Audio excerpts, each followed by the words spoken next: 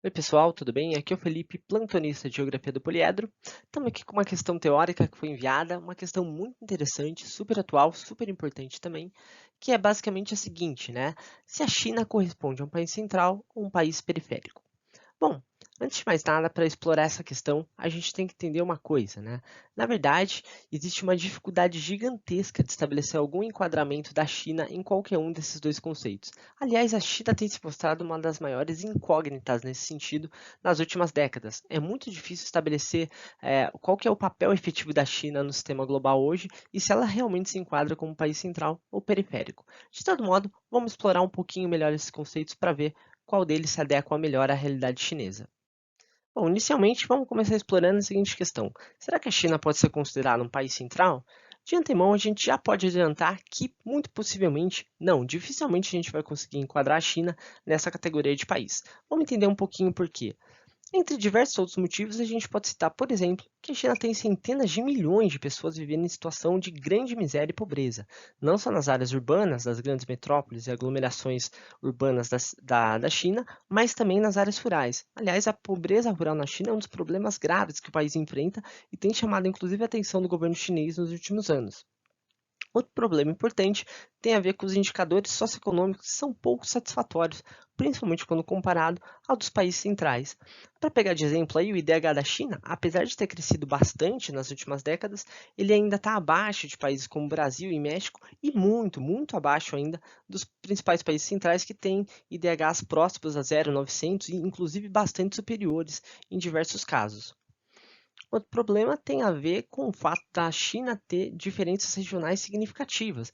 Várias províncias, principalmente ali para o interior do país, enfrentam situações de pobreza e são muito pouco desenvolvidas, principalmente quando a gente compara com as províncias relativamente mais ricas ali do leste do país.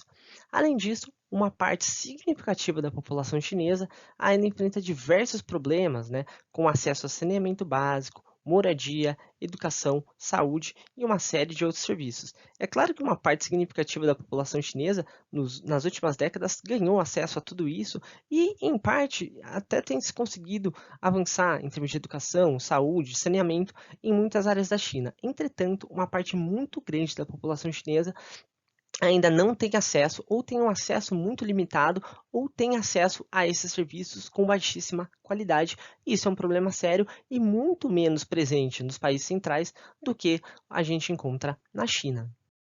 Portanto, confirmando o que a gente havia dito, não, a China não pode nem deve ser classificada como um país central.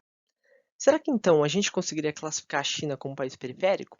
De antemão, já adianto que não, muito dificilmente a gente conseguiria fazer isso. E entre vários outros fatores, a gente pode citar alguns, como por exemplo, o fato da China ter o maior parque industrial do mundo. Parece até mentira ou exagero, mas se somarmos a produção industrial apenas da China no período de um ano, esse valor seria superior a 5 trilhões de dólares, o que dá mais do que o PIB inteiro do Japão.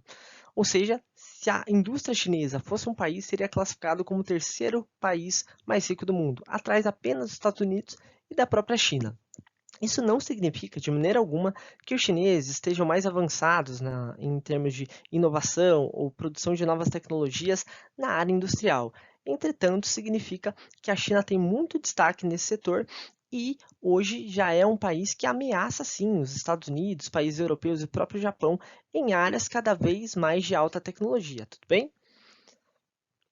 Outro fator é o próprio fato da China ser a segunda maior economia mundial. O PIB chinês é gigantesco, tem se aproximado cada vez mais dos Estados Unidos, inclusive deve ultrapassar o PIB americano ainda nesta década. Outro ponto importante é que a China é o maior exportador de bens industrializados do mundo. Como a gente falou, a China tem o maior parque industrial do mundo e a China também tem uma economia bastante voltada à exportação. E hoje, se a gente pegar a pauta de exportação da China, a gente vai ver que ela é majoritariamente dominada por bens industrializados, indo desde bens de baixa intensidade tecnológica até bens de média intensidade tecnológica, mas cada vez mais também bens de alta intensidade tecnológica. Inclusive, a China tem aumentado cada vez mais suas exportações de produtos de alta tecnologia para os Estados Unidos, para a Europa, para o Japão e para outros países de maneira geral também.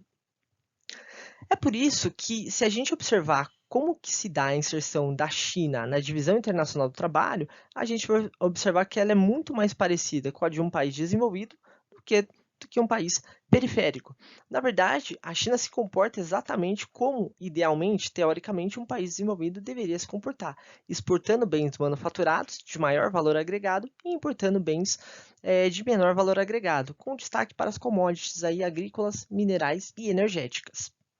Além disso, a China também é a terceira, ou já, na verdade, segunda maior potência militar do mundo e é um membro permanente do Conselho de Segurança da ONU. Então, voltando à questão, a China pode ser considerada um país periférico? Não, com certeza não, né? A gente não pode classificar a China como um país periférico de maneira alguma. Então, se a China, na verdade, não é um país central nem um país periférico, o que ela claramente, o conceito que melhor define a China é esse de país emergente. A gente pode considerar a China como um país emergente sem maiores problemas. Agora, o que é importante a gente observar? Existem quase uma centena de países emergentes no mundo e eles são muito diferentes entre si. A gente jamais deve considerar os países emergentes como um bloco homogêneo. Na verdade, os países emergentes eles são muito distintos entre si, variando desde países menos expressivos e menos importantes até países mais avançados e mais importantes. E dentre esses países, de longe, a China é o que tem maior destaque a nível mundial, especialmente sobre o aspecto econômico, mas cada vez mais também sobre o aspecto político e militar, tudo bem?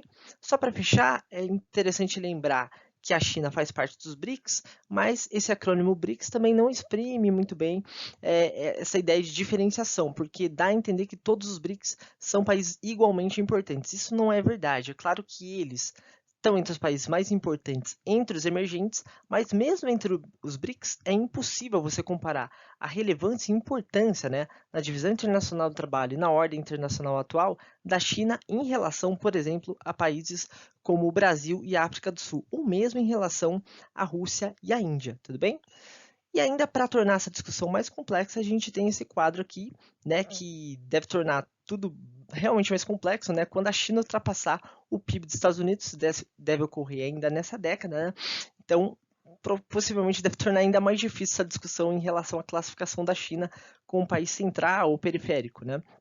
Mas de todo modo, vamos a esse termo aí, país emergente, que classifica muito bem a China, sempre lembrando daqueles detalhes que a gente comentou anteriormente, tá? Bom, acho que era isso. Espero que tenha ajudado e até mais.